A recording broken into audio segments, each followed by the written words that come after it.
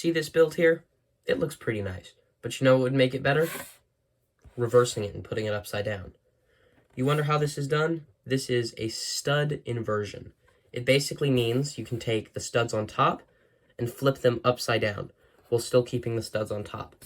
Most Lego bricks have studs on the top called regular studs, and these holes in the bottom. These are called anti-studs. They're the basic two connections that most pieces have, the main exception being tiles. You can reverse studs and anti-studs. You can use some of the same techniques, but there's a lot of different ones. They range from simple to extremely complicated. The techniques get crazier as the video goes on, so be sure to watch till the end. This video has been divided into two sections, techniques that put studs on both sides, and techniques that put anti-studs on both sides. Also, fair warning, some of these techniques are illegal building techniques, so they can put stress on your pieces. Without further ado, let's get into the first section, stud reversals.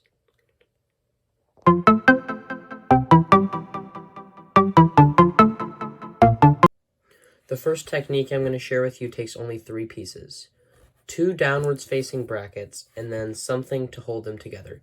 You take the part where the studs have holes of each of them and attach them facing towards each other to your plate or tile, and then you'll have one stud coming out of the top and one stud coming out of the bottom. This is a pretty simple one, and that's why I'm doing it first. It's easy to use. It's not the most compact, but it's pretty small, and it uses pieces that a lot of people have, so it's pretty accessible. This next technique is the easiest one on this list. It only takes one piece in its simplest form, but you can take one of these pieces and attach one brick to either side, and then flip the snot brick on its side, and then you have studs coming off the top and studs coming off the bottom. This snot brick that has studs coming out of both sides, I know isn't quite as common as some of the other pieces that I'm going to be using for techniques, so I do have an alternative. The great part about this technique is there's just so many different ways to do it because there's so many different kinds of snot bricks. The alternative is 2 regular snot bricks attached together with a plate or something else with anti-studs on top of them, holding them together and laid on their side. It works just about the same way, but isn't quite as compact, but it's definitely a lot easier to come by. This next technique also uses only one piece, but I know that this one piece is not a common piece at all. I've only found it in one fairly recent set, which is the Hogwarts Whomping Willow. I think that came out in 2018. It's got these sort of stud-ish things on both sides, but it's completely legal to use it like this. You can't use it on plates. Everything has to be at least a brick tall, or I think those new 2-plate tall bricks would work fine. You can snap those in, and it's a 1 plate of distance in the middle. A more easily accessible alternative to that are these 1x1 plate modified with the studs on the side. If you put one of these in the middle of 2 plates, you can put another one on top and change the direction pretty easily. I use this one quite a bit myself. It's really reliable and sturdy and easy to come by. In fact, I think these lime green pieces are on the pick-a-brick wall right now. This next technique uses 2 brackets. You have the downwards facing bracket and the upwards facing brackets. They're basically the opposites of each other. Attached onto a brick, you need the 2x2 versions. They're pretty sturdy. It puts one here and one here, and these 2 bits add up to be 1 plank of width and a brick. This technique is the first of 3 techniques that I will be showcasing that use some kind of plate or brick modified with a bar and 2 studs with holes. If you attach one to each end of the bar, you get a pretty simple stud inversion, nice and sturdy. There's 2 other versions of this, one with the plate modified and one with the brick modified 1x1. The brick modified 1x1 is a little bit less sturdy because the bar isn't exactly 1 plate of width, so they're a little bit on their sides. This next technique I know is pretty commonly used. It uses a Technic tube with two pins with studs, one on each side. It makes a really nice stud inversion, really small. It would work great for some kind of detail that's actually just a stud inversion in disguise.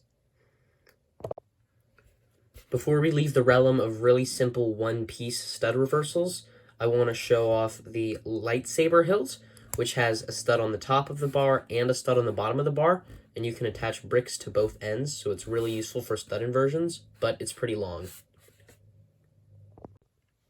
This technique here uses 4 headlight bricks, 2 assemblies that look like this, snapped onto each other, puts a stud on the top, puts a stud on the bottom. In fact, it puts a stud on all 4 sides, so you can use it as a 2-way stud inversion, top and bottom, and both sides. This next technique uses a bar and 2 clip plates. One of them is on a brick that's in between the two, and they're connected by this bar, so you have one facing upwards and one facing downwards. It's pretty useful. It's not the sturdiest, but I like it. And you better believe I saved the best for last. It uses these new 2 tall brick pieces because they actually have holes in the top, which regular bricks don't. And they're also the perfect height for this technique. If you take a 2-length bar and put one right up to the end of this hole and one right up to the end of this hole and snap them together, you get a perfect stud inversion. It's really clean and really compact. This stud inversion uses an old train, I think, might be a car wheel piece, and a plate with a pin coming out of the bottom attached on one another. I know neither of these are very easy to come by pieces, so that's why I put this last of the legal techniques. These next few techniques are not legal, so watch out. They will put stress on your bricks. This next technique also uses one of those half stud, half pin pieces. The stud goes into the tube at the bottom of a brick, and so does the pin. You'll see there's a really thin gap here. That is from this little ridge here that's supposed to snap into the grooves in Technic bricks, which there are none here. This one is illegal because this lip here at the bottom of the brick is supposed to expand in the opposite ridge on real Technic brick pieces, and it can't do that when it's shoved inside of here. So that's why this is illegal. It'll eventually start putting some stress on your Technic pins. This technique here is very illegal. It uses 2 plates wedged into each other right there because they're plates with clips. They aren't actually clipping onto anything, they're just wedged together, and it puts stress on both of them, so it's illegal. And it's also not that reliable. It's very wobbly, but it's still a cool technique nonetheless. This technique is also very illegal and also uses a clip. If you take 2 round plates, you'll see they have these little gaps here that the studs are meant to go in. If you take one of those sideways facing clip plates, it fits perfectly in between 2 of those gaps and sticks them together. It's really durable. I really like that one. My only problem with it is it's illegal, of course, and it has this little bit sticking out of the end. I saved the best techniques for last on this list. This one is a very popular concept when it comes to illegal building techniques. You can stick 2 plates together with cheese wedges shoved in the corners. It's a pretty tight connection. You heard the snap there, I'm sure. But it's got this gap. This version, on the other hand, does not have a gap. It uses the 1x2 cheese wedges shoved inside of a 2x2 brick, perfectly in the corners, attaches them together, pretty tight. Can't really hold that much weight, but it would work for some situations. This last technique here is illegal, but it's definitely one of my favorites. If you snap these 2 plates apart, you'll see 2 bucket handles wedged on the underside of one of the plates, which perfectly fit in the other plate as well. So you can just attach them together, and it's a really strong connection. Now that that section is out of the way, we can move on to the next section, anti-stud inversions.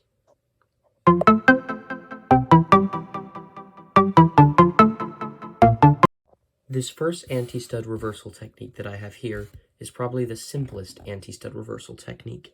It's just 2 brackets attached onto each other. They gotta be upwards facing brackets, with something with anti-studs to hold them together. It ends with an anti-stud up on the top and an anti-stud on the bottom, and it uses pieces that a lot of people have readily available. This next technique here is probably the smallest technique I'm going to show for anti-studs or regular studs. It's just one of these pieces. They're like little quill holders. They use for a lot of things in Lego sets. And then one of these studs with holes. You just put the stud with hole on the quill holder upside down. Then you get a stud there and a stud there. Really tiny. This next technique uses two of these cool bracket pieces. One has a plate on top and one has a plate on bottom. When you fit them together, you get anti-studs on the top and anti-studs on the bottom.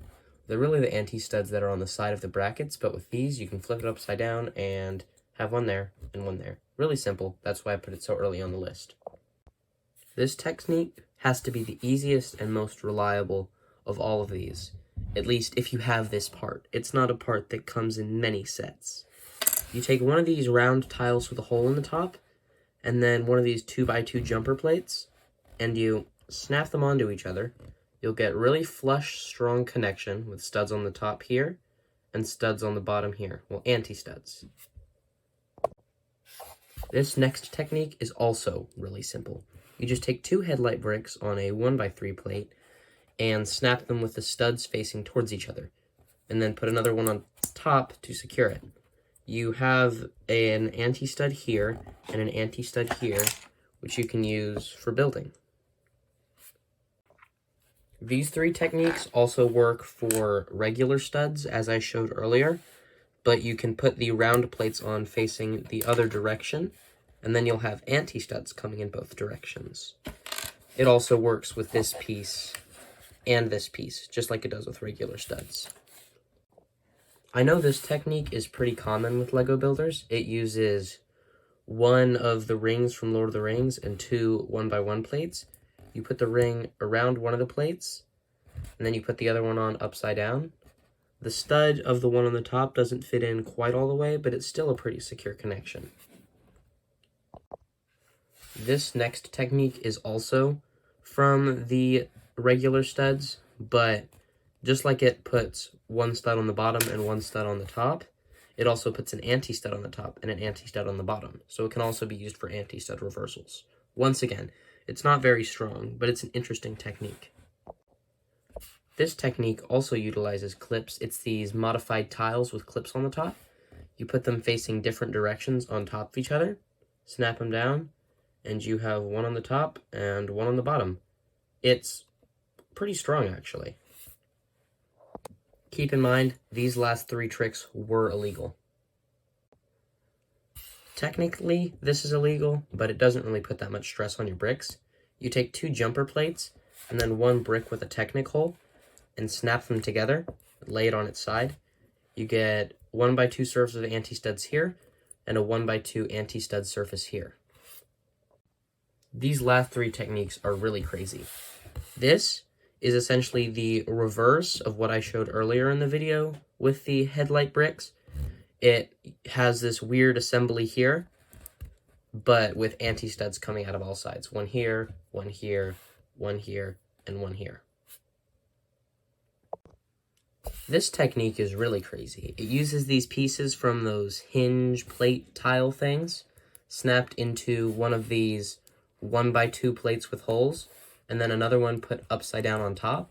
I know it works a lot better with the 1x2 head hinge plates, but I couldn't find any of those in my collection. But it works fine with these. You get one on top and one on the bottom, just like the rest of the techniques, but this is a lot more complicated, but it's very strong.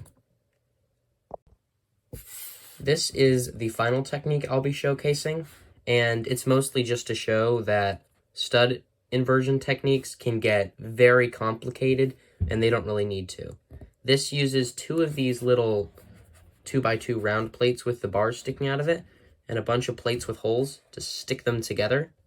It's not actually that useful, it's just really complicated, but I thought I'd showcase it just as an example.